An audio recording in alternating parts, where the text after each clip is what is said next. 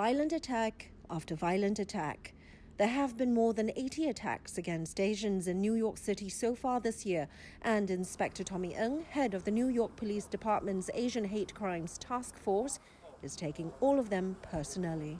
Every time I look at my phone and I see one, and it hurts, and I feel that Asian Americans are being attacked because we're Asian Americans, because of the color of the skin.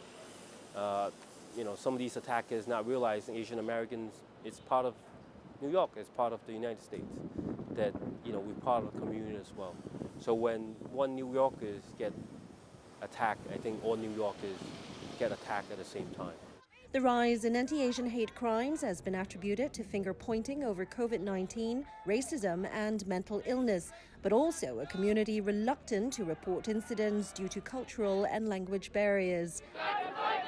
In response, the NYPD Asian Hate Crimes Task Force has 35 detectives who speak 11 Asian languages and dialects, including Mandarin, Cantonese, Korean and Tagalog. I think having the officers that speak the language, the dialects, is extremely important. Knowing the cultural differences is very crucial. As always, when you speak in your native tongue, and you feel more welcoming, more trusted, and that relationship actually takes one step forward immediately.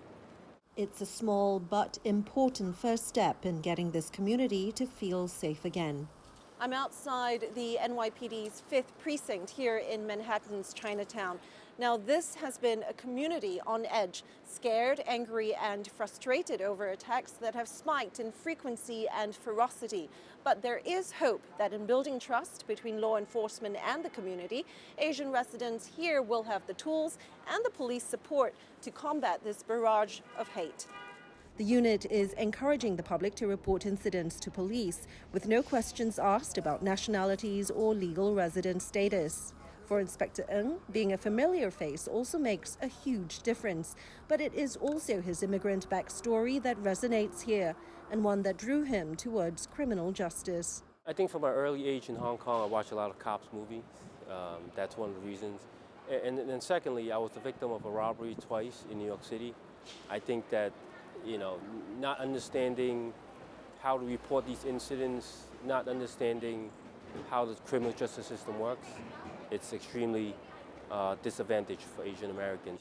The inspector says he is hopeful the number of attacks will soon recede, with his task force and the backing of the NYPD's 35,000 officers.